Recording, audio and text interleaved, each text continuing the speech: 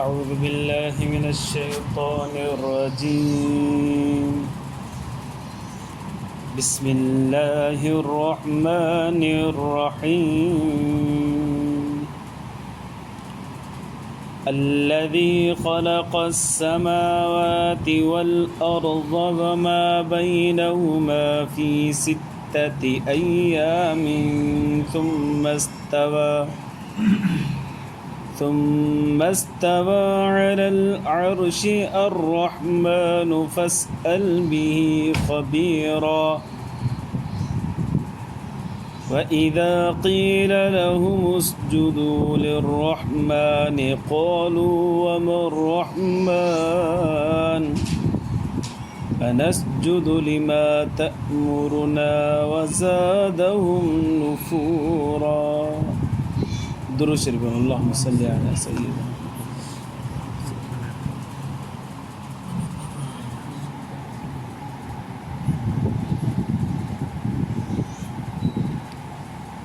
सभ खां पहिरीं हिकिड़ी वज़ाहत कयां जेके मां आयतूं ॿ तिलावत कयूं आहिनि हिन मां हिकिड़ी आयत सजदा आहे इंशाअल्लाह दर्स खां पोइ यादि सां सजदो करे छॾिबो सजदो करणु वाजिबु आहे न कंदो माण्हू त गुनाहगार थींदो क़ुर शरीफ़ में 14 सजदा अचनि था इन आयतुनि जे अंदरि अल्लाह तबारक व तआला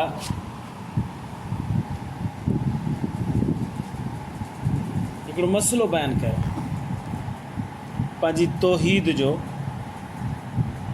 उहो मसइलो आहे इस्तिवा अलल अर्श और मारकतुल आरा मसइलो आहे इख़्तिलाफ़ी मसइलो आहे हिन जहिड़ो हलंदो आहे माण्हुनि जो कोशिशि कंदासीं हिन मसइले खे हल कयूं आसानी सां इरशाद बारी ताला अल्लज़ी ख़लक़स समावाति वल अर्ज़ वमा बैनहुमा उहा अल्लाह जी ज़ात आहे जे आसमान ऐं ज़मीननि खे पैदा फ़रमायो ऐं उन जे दरमियान में जेको कुझु आहे उनखे बि पैदा फ़रमायो फ़ी 6 अय्यामिन 6 ॾींहंनि में सुम्मा इस्तवा अलल अर्श पोइ वेही रहियो अर्श जे मथां अर्रहमान रहमान जेको आहे न फसअल बिही ख़बीरा इन जे बारे में सवाल करो उन खां जेके ख़बर हुजे अल्लाह जे बारे में रहमान जे बारे में सवाल करो उन खां जंहिंखे ख़बर हुजे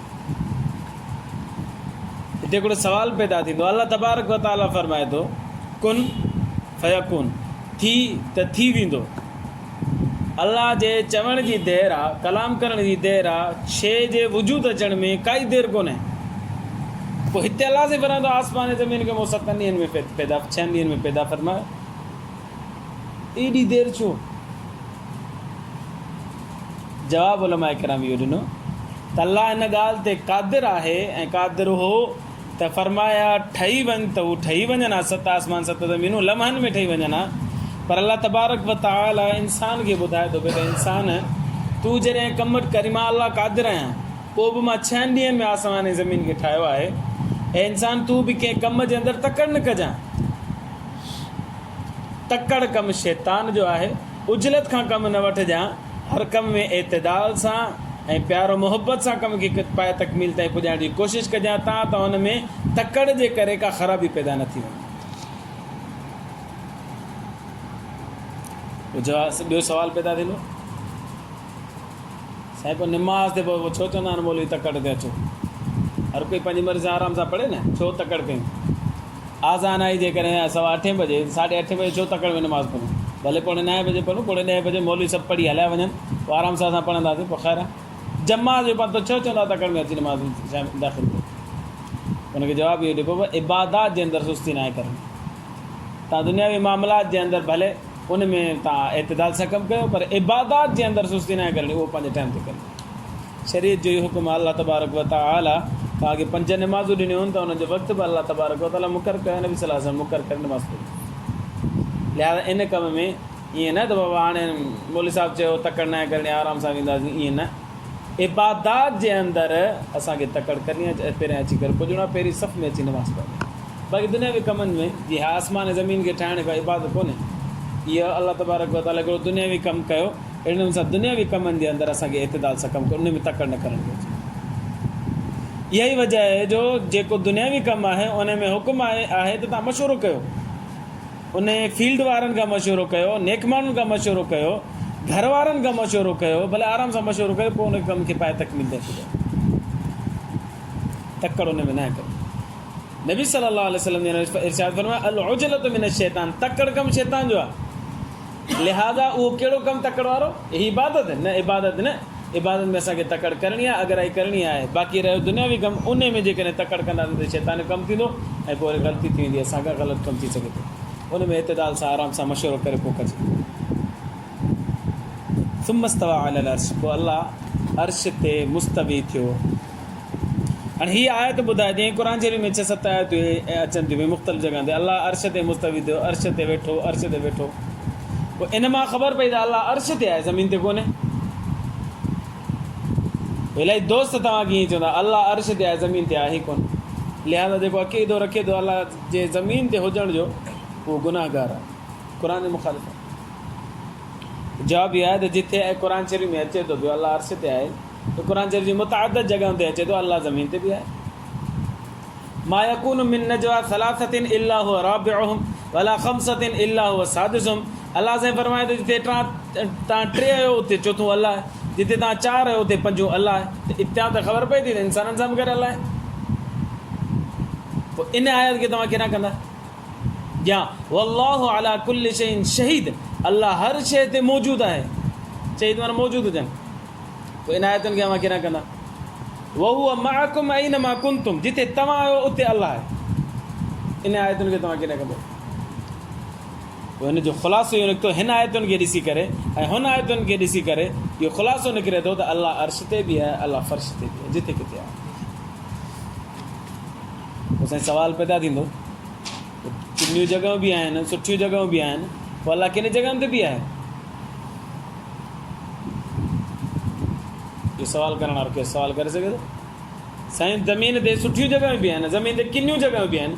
सुठियूं जॻह मस्जिदूं आहिनि, मदरसा बि अलाह आहे, पर किनियूं जॻहियूं रोड रस्ता गटर हे हो किनो पाणी हे अलाए छा छा, पोइ अलाह साईं उते बि आहे? जवाबु, कॾहिं कॾहिं असां ज़हन ठाहींदा आहियूं किन शयुनि जे बारे में, उहा असां इजमाली तौर ते ठाहींदा आहियूं, तफ़सील में वञण जी कोशिशि बि न आहियूं कंदा, सोचींदा बि न आहियूं। हे मसइलो बि अहिड़ो आहे, असांखे इजमालन ई इन ते अक़ीदो ईमान रखिणो आहे, तफ़सील में वञण जी ज़रूरत ई कोन्हे। मिसाल तौरु कंहिंखां पुछो आहे तुंहिंजे पीउ जो नालो छा आहे, पंहिंजे पीउ जो नालो झटपट ॿुधाईंदो, ठीकु आहे। पर हाणे हुन खां पुछ त तुंहिंजो पीउ कीअं थियो, इहो तफ़सील बयानु कर, त उहो ॿुधाईंदो तफ़सील? केरु बि कोन ॿुधाईंदो। छो? इजमाली त हू झटपट ॿुधाए त बाबे जो नालो ई आहे, पर तफ़सील ॿुधाए त तफ़सील केरु बि कोन ॿुधाईंदो। छो करे बाज़ कम अहिड़ा हूंदा आहिनि जिन में सिर्फ़ु इजमाल ते ई अक़ीदो रखिबो आहे, ईमान रखिबो आहे या ज़हन ठाहिबो आहे। त हीअ अल्लाह तबारक व तआला हर जॻह ते मौजूदु आहे, त इन जो बि असांखे इजमालन ई ज़हन ठाहिणो आहे, तफ़सील में वञणो ई कोन्हे त अलाह हुते बि आहे, हुते बि आहे, हुते बि, हिन ॻाल्हि में पवणो ई कोन्हे, बसि अलाह हर जॻह ते मौजूदु आहे। हिकिड़ो जवाबु। ॿियो जवाबु, अल्लाह तबारक व तआला जी तरफ़ हमेशह सुठी शइ जी निस्बत कबी आहे, बुरी शइ जी अगरचे अल्लाह तबारक व तआला हुन जो ख़ालिक़ बि हुजे पर निस्बत न कबी। इहो क़ुर असांखे सम्झाए थो। हर जॻह ते अलाह मौजूदु आहे, पोइ जॻह सुठी हुजे या किनी हुजे, पर सुठी शइ जी निस्बत अलाह जी तरफ़ कबी, किनी शइ जी निस्बत अलाह जी तरफ़ न कबी। इहो क़ुर जो उसलूब आहे। मिसाल ॾियां मूंखे, सूरत शुअरा अॻियां पढ़ंदासीं पाण, उन में अचे थो पियो हज़रत इब्राहिम अलैहिस्सलाम फरमाए थो त अलाह उहो आहे अल्लज़ी ख़लक़नी फहुव यहदीन व युतइमुनी व यस्क़ीन व इज़ा मरिज़तु फहुव यशफ़ीन। अलाह उहो आहे जे मूंखे पैदा बि कयो, मूंखे हिदायत बि ॾिनी, जेको मूंखे खाराए बि थो, मूंखे पीआरे बि थो, ऐं जॾहिं मां मरीज़ थींदो आहियां त मूंखे शिफ़ा बि अलाह ॾींदो आहे। हाणे हिते 6 शयुनि खे ज़िक्र कयो, इब्राहिम अलैहिस्सलाम 6 शयुनि खे ज़िक्र कयो आहे। अलाह मुंहिंजो ख़ालिक़ आहे, अलाह मूंखे हिदायत ॾियण वारो आहे, अलाह मूंखे खाराइण वारो आहे, अलाह मूंखे पीआरण वारो आहे, अलाह मूंखे शिफ़ा ॾियण वारो आहे। इन 5 शयुनि जी निस्बत इब्राहिम अलैहिस्सलाम अलाह जी तरफ़ कई आहे। हिकिड़ी शइ वइज़ा मरिज़तु, जॾहिं मां बीमार थियां थो त शिफ़ा बि अलाह थो ॾिए। हाणे मां सुवालु कयां थो पियो त बीमारी कंहिंजे तरफ़ां ईंदी आहे? उहा बि अलाह जे तरफ़ां ईंदी आहे, पर इब्राहिम अलैहिस्सलाम उन जी निस्बत अलाह जी तरफ़ न कई, बल्कि फरमाए त वइज़ा मरिज़तु, जॾहिं मां बीमार थियां थो पोइ उहा यशफ़ीन, अलाह शिफ़ा ॾिए थो। हाणे इब्राहिम अलैहिस्सलाम खां पुछो, इब्राहिम तो 5 शयुनि जी निस्बत अलाह जी तरफ़ कई आहे, हिकिड़ी शइ जी निस्बत तो पंहिंजी तरफ़ कई आहे, अलाह जी तरफ़ छो न कई आहे? अगरचे हुनजो ख़ालिक़ बि अलाह आहे, बीमारी जो ख़ालिक़ बि अलाह आहे, त पोइ उन जी निस्बत अलाह जी तरफ़ छो नथो करे?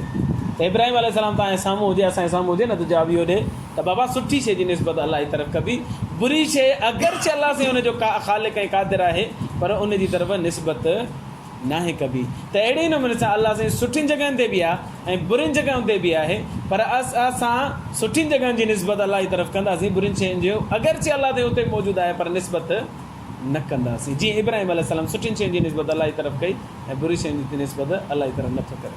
असां आम माशरे में बि ईअं कंदा आहियूं, कॾहिं कॾहिं ईअं थींदो आहे फ़ाइदो थी वियो त छा चवंदासीं, अब अलाह जा करम आहिनि, अलाह साईं फ़ाइदो ॾिनो, पर नुक़सानु ॾेई करे अलाह तबारक व तआला ॾेई छॾे त केरु चवंदो त अलाह साईं मूंखे नुक़सान में विधो?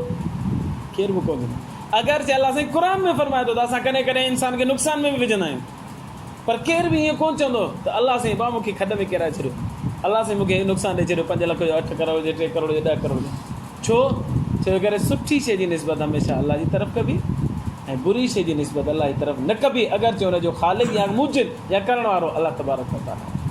त हाणे जेकॾहिं केरु सवाल करे त बाबा सुठियूं जॻहियूं बि आहिनि, बुरियूं जॻहियूं बि आहिनि, तव्हां चओ त अलाह हर जॻह ते मौजूदु आहे, त पोइ सुठियुनि शयुनि खे त ठीकु आहे मञूं था, पोइ बुरी शयुनि खे पोइ कीअं चऊं था अलाह साईं हुते बि आहे, हुते बि आहे, हुते बि आहे? त हुनखे जवाबु छा ॾिबो त बाबा सुठी शइ जी निस्बत अलाह, सुठी जॻहियुनि जी निस्बत अलाह जी तरफ़ कबी ऐं बुरी जॻह जी निस्बत अलाह जी तरफ़ न कबी, अगरि हुते अलाह साईं मौजूदु आहे। 2 जवाब। टियों जवाबु, सुठी शइ, सुठी जॻह हर जॻह ते अलाह मौजूदु आहे, बुरी शइ जॻह आहे उहा तव्हां असांखे बुरी लॻे थी पई, इन करे जो तव्हां असांजो जिस्म आहे असां महसूसु कयूं था।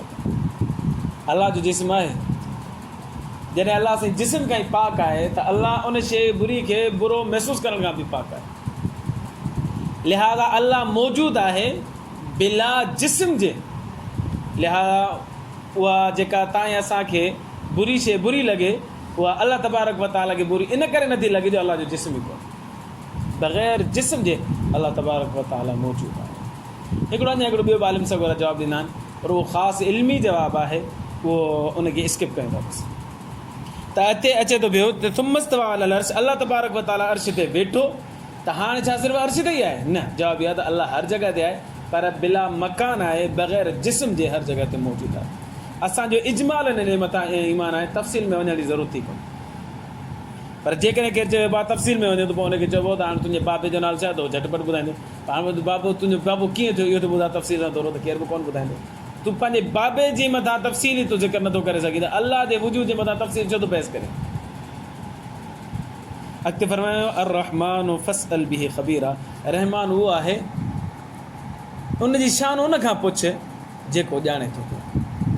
ईमान वारा अलाह तबारक व तआला जी शान ॼाणनि था पिया, उहे ॿुधाईंदा अलाह केॾो अज़ीम आहे, कहिड़ो आला आहे, कहिड़ो उत्तम आहे, कहिड़ो शान ऐं शौक़त वारो आहे, इन्हनि शयुनि जो ख़ालिक़ ऐं मालिक ऐं राज़िक़ आहे।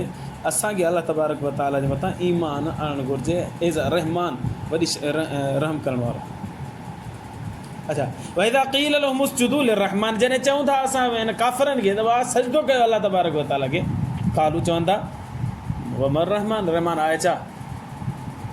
रहमान खे हू सम्झंदा बि त अलाह तबारक व तआला आहे, पर हुननि खे सजदो न आहे करिणो, फर्मा बरदारी न आहे करणी, असां रहमान खे सुञाणी कोन था, असां छो सजदो कयूं?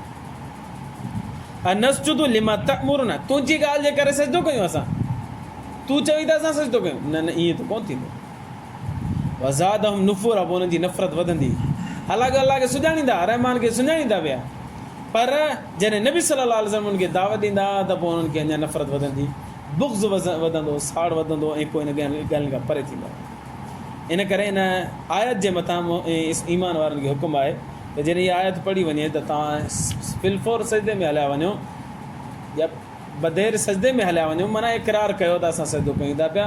तव्हां त मुशरिकनि जी मुखालिफ़त थी वञे त हू सजदे जो इनकार कंदा, असां फर्मा बरदार असां सजदे जो इक़रार कयूं था। अलाह कंदो आहे अॻिते अलाह तबारक व तआला कुझु फ़ल्कियात खे बयानु कयो आहे, आईंदा दर्स में बयानु कंदासीं। अलाह कंदो आहे अलाह ईमान जी ज़िंदगी ईमान ते मौत नसीब फरमाए। व आख़िर दावाना अनिल हम्दुलिल्लाह।